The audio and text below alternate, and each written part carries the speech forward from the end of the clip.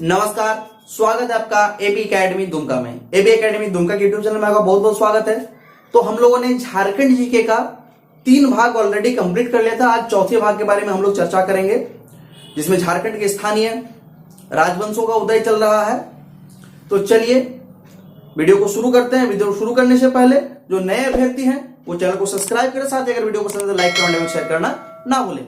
तो देखिए, हम लोगों ने पढ़ा था मान वंश के बारे में। तो मान वंश में क्या था कि मान वंश के राजा अत्यंत क्रूर थे और उन लोगों के क्रूरता के वजह से जो सबर जनजाति थे वो आपका जो क्षेत्र है, मानभूम का क्षेत्र, उसको छोड़कर पंचायत की ओर पलायन कर गए। ठीक है ना। अभी हम लोग चर्चा करेंगे रामगढ़ राज्य। रामगढ़ राज्य,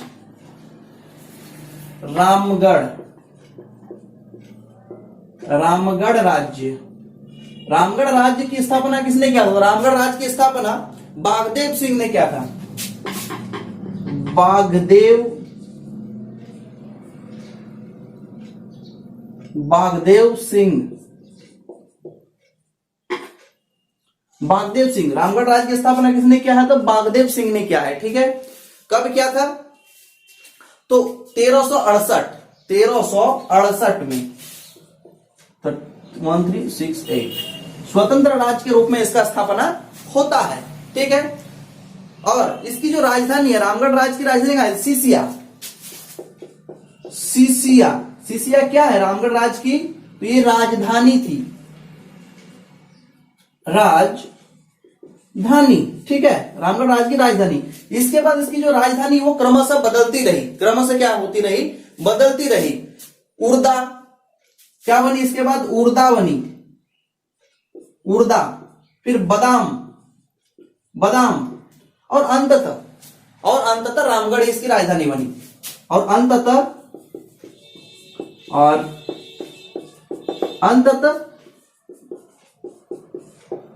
रामगढ़ क्या बनी? रामगढ़ ये तो राजधानी बनी। ठीक है, राजधानी बनी। आप लोग समझ पा रहे होंगे, है ना। तो रामगढ़ राज्य की स्थापना किसने किया? तो बागदेव सिंह। कब किया था? तो 1368 में किए थे। तो रामगढ़ राज्य की प्रथम राजधानी क्या थी? तो सीसिया थी। रामगढ़ राज्य की प्रथम राजधानी सीसिया थी। ठीक है। और इसके बाद इसका राजधानी जो है क्रमशः बदलती रही, मतलब अलग जगह पे राजधानियां बदलती रही, क्योंकि पिछले समय में जो राजा थे वे लोग अपनी सुविधा अनुसार अपने राज्य की सुरक्षा को देखते हुए अपनी राजधानी को बदलते थे। तो रामगढ़ राज्य की जो राजधानी है उर्दा, फिर उर्दा और बदाम के बाद अंततः रामगढ़ में ही उसकी राजधानी बनाई गई। ठीक है, चलिए इसको लिख लीजिए, आगे हम लोग और भी चर्चा करेंगे।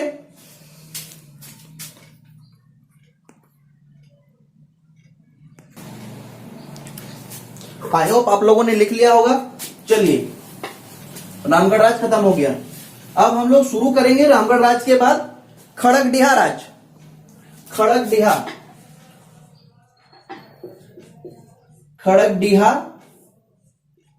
राज्य। खड़गडिहा राज्य की स्थापना किसने किया था? खड़गडिहा राज्य की स्थापना कमेंट करके बताएं। तो खड़गडिहा राज्य की जो स्थापना है ये हंसराज देव ने किया था। किसने किया था?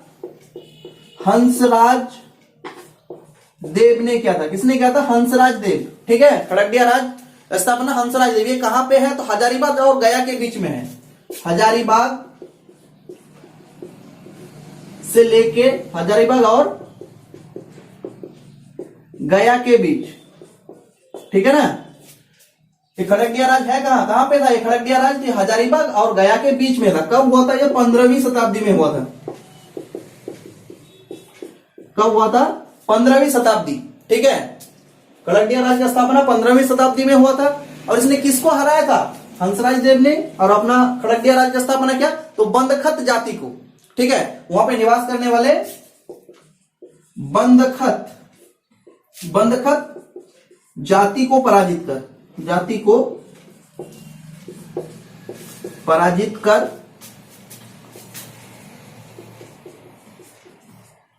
खड़गडिहा राज्य का स्थापना हुआ था। राज्य का स्थापना हुआ था। किसने किया था? तो हंसराज देव ने किया था। ठीक है, किसने किया था? हंसराज देव। जल्दी से लिख लीजिए इसको। चलिए, आई होप आप लोगों ने लिख लिया होगा।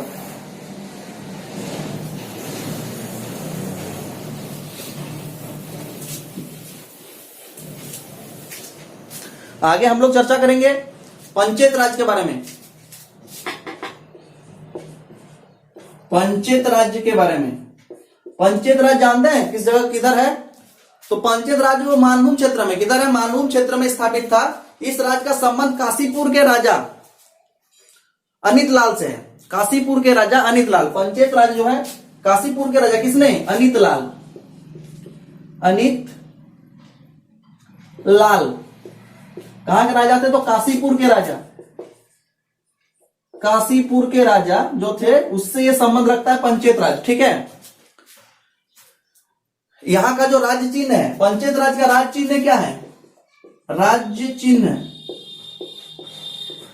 पंचायत राज का राज्य चिन्ह क्या है बता सकते हैं आप लोग? पंचायत राज का राज्य चिन्ह कपिला गाय की पूंछ, कपिला गाय की पूंछ। ठीक है ना, राज्य चिन्ह है। पंचायत राज का राज्य चिन्ह क्या है? कपिला गाय की पूंछ का है। ठीक है, और पंचेतगढ़ में जो पंचकोट किला है, पंचेतगढ़, पंचेतगढ़ में कौन सा किला है? तो पंचकोट, पंचकोट किला। पंचकोट पंचायत में क्या है? पंचेतगढ़ में पंचकोट किला है। किसने बनवाया था? तो पंचायत के राजा द्वारा निर्माण कराया गया था। किसके द्वारा? तो पंचायत के राजा। इसका निर्माण किसने कराया? तो पंचायत के राजा, पंचायत के राजा के द्वारा इसका निर्माण कराया गया। ठीक है ना, समझ पा रहे होंगे? ठीक है, आई होप कोई दिक्कत नहीं हो रहा। पंचायत राज जो मानभूम क्षेत्र में है, वहां के जो राज्य चिन्ह है तो कपिला गाय की पूंछ वहां के राज्य चिन्ह है, और पंचेतगढ़ में पंचायत किला जो है, पंचकोट किला जो है वो पंचायत के राजाओं के द्वारा बनाया गया था। है ना, इसमें कुछ कहानियां हैं, वो कहानियां कितनी सही है ये तो हमें नहीं पता, कि उनके जो राजा थे वो आ रहे थे पूरी जगन्नाथ दर्शन करके, फिर वहां पे राजा का, वहां पे एक बच्चा जो है जंगल में जन्म लेता है और वही जाके पंचायत राज का स्थापना करता है। इस तरह की कुछ कहानियां हैं, वो इंटरेस्टिंग कहानी है, बाद में उसको कभी चर्चा करेंगे हम लोग। तो चलिए इसको जल्दी से लिख लीजिए। चलिए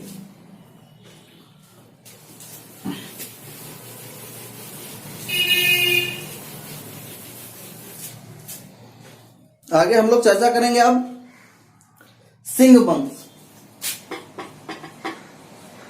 सिंह वंश के बारे में। ठीक है, किसके बारे में? तो सिंह वंश। ठीक है, तो सिंह वंश दो शाखाओं में बट गया था। एक बात याद रखिए कि सिंह वंश कितने शाखाओं में बटा था?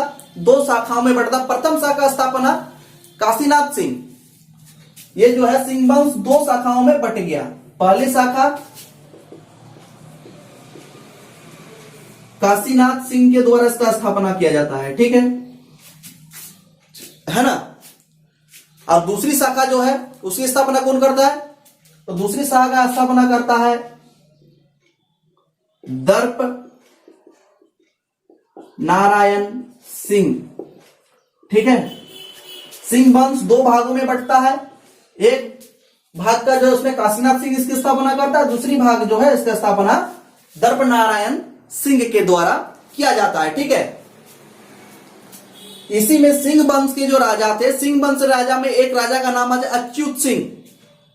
कौन? अच्युत सिंह।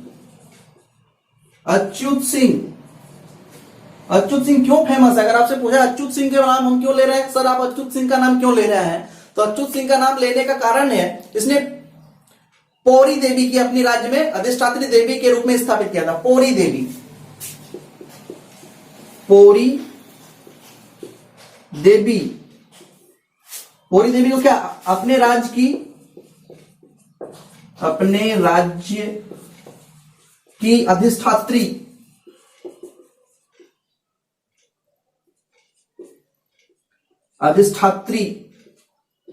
अधिष्ठात्री देवी के रूप में स्थापना किया।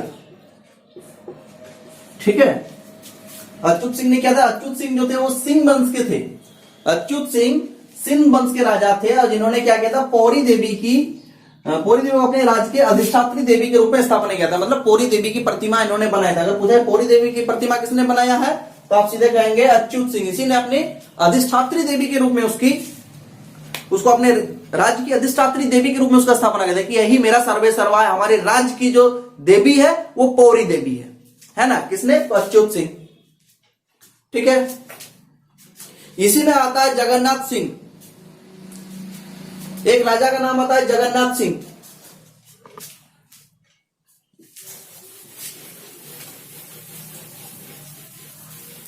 एक नंबर का क्रूर राजा था जगन्नाथ सिंह। ठीक है।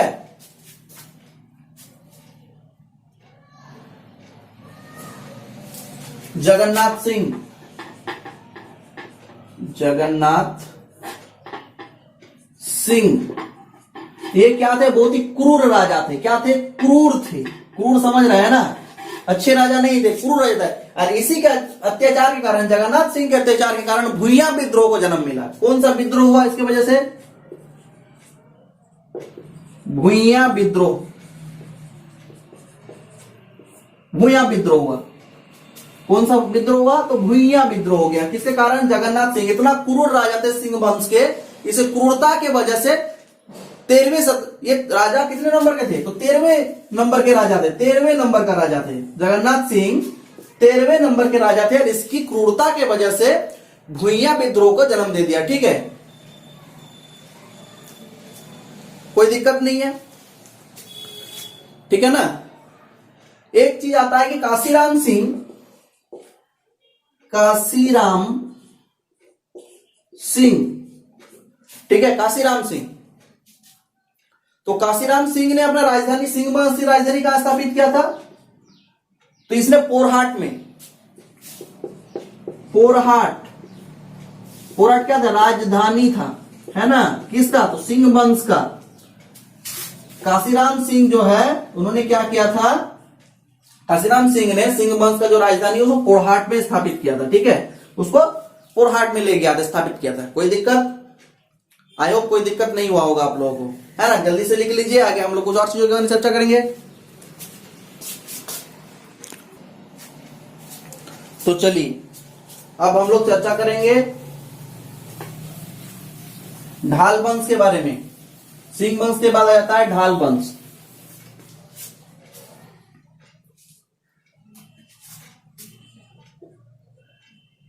ढाल वंश।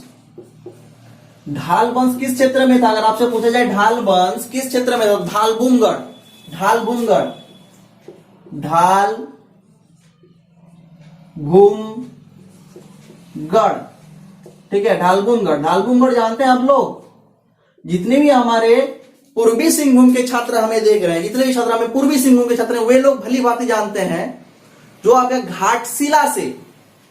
घाटशिला से आप लोग जमशेदपुर जाते हैं, है ना, टाटा नगर जाते हैं, तो उसके बीच में एक जगह आता है ढालबुमगढ़, है ना। दाहिने साइड ढालबुमगढ़ हो गया और बाएं साइड चाकुलिया ब्लॉक हो गया, है ना।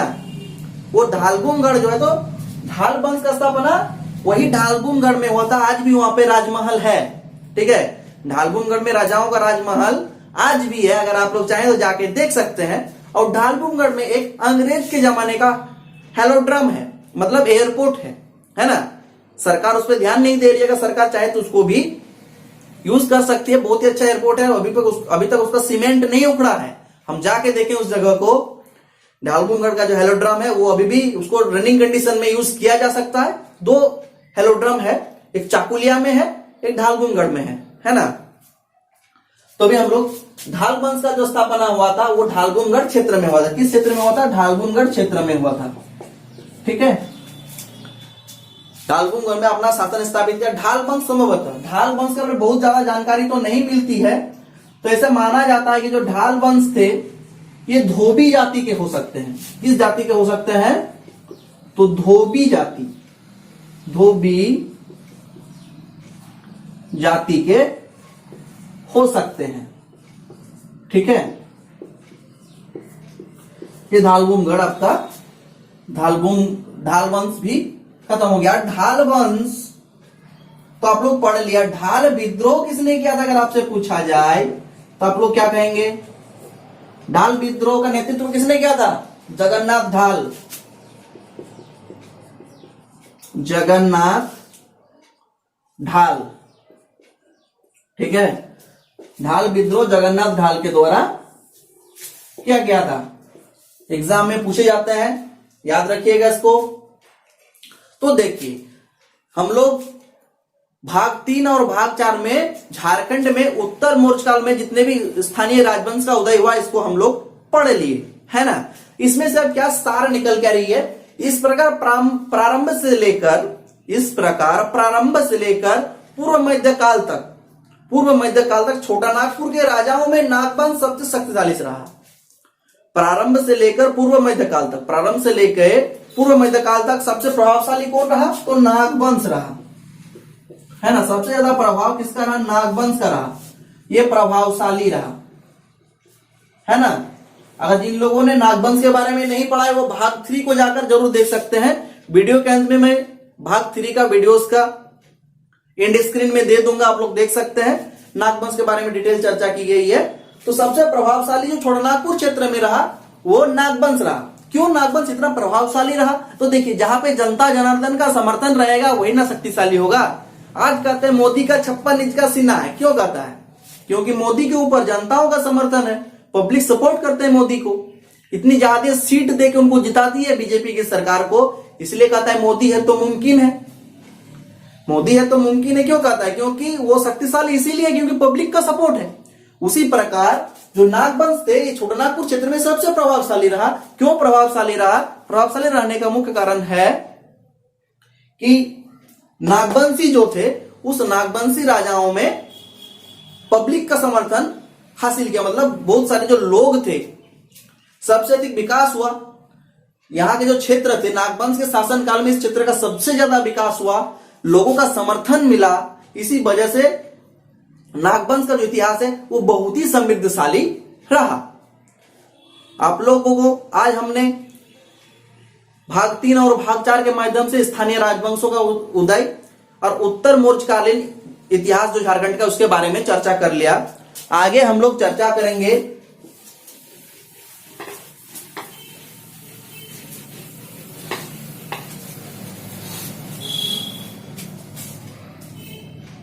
मध्यकालीन इतिहास। मध्यकालीन इतिहास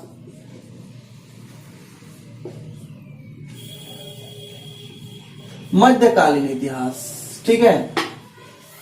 इस मध्यकालीन इतिहास को हम लोग 2 भागों में बांटते हैं। मध्यकालीन इतिहास को कितने भागों में बांटेंगे, 2 भागों में बांटेंगे। पहला भाग पढ़ेंगे झारखंड में क्या, झारखंड में दिल्ली सल्तनत, दिल्ली सल्तनत, ठीक है। और दूसरे भाग को बांटेंगे हम लोग झारखंड में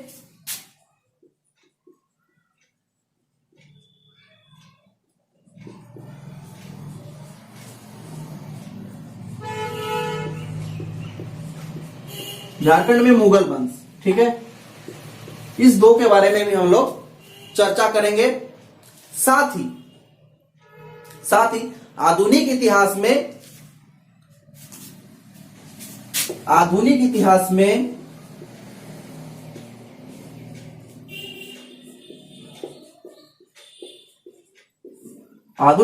सबसे पहले क्या करेंगे, ईस्ट इंडिया कंपनी का आगमन, और दूसरा हो जाएगा झारखंड में प्रमुख विद्रोह एवं आंदोलन। झारखंड में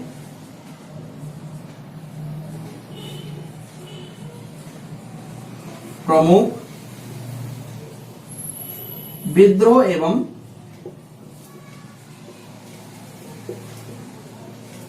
आंदोलन, ठीक है। तो आगे क्लास में हम लोग चर्चा करेंगे मध्यकालीन इतिहास में झारखंड में दिल्ली सल्तनत और झारखंड में मुगल वंश, ठीक है। साथ ही हम लोग आगे क्लास में चर्चा करेंगे ईस्ट इंडिया कंपनी जो भारत में आई थी, ईस्ट इंडिया कंपनी में का भारत में आगमन, और साथ ही ईस्ट इंडिया कंपनी का झारखंड में आगमन। कहां पे आगमन, तो ईस्ट इंडिया कंपनी का झारखंड में आगमन, ठीक है। साथ ही झारखंड के प्रमुख विद्रोह एवं आंदोलन, झारखंड के प्रमुख विद्रोह एवं आंदोलन की एक वीडियो ऑलरेडी हमारी डेट के साथ बनी हुई है और आगे हम लोग इसके डिटेल्स चर्चा करेंगे। कब विद्रोह हुआ, विद्रोह का कारण क्या था, इसका दमन किसने किया, क्यों हुआ यह विद्रोह, पूरी डिटेल्स में पढ़ेंगे। तो इसी प्रकार ये मजेदार वीडियोस को देखने के लिए, झारखंड की संपूर्ण तैयारी के लिए चैनल को सब्सक्राइब करें। साथ ही वीडियो पसंद आए तो लाइक कमेंट शेयर करना ना भूले। चलिए मिलते हैं हम लोग नेक्स्ट वीडियो में, तब तक के लिए जय हिंद, वंदे मातरम।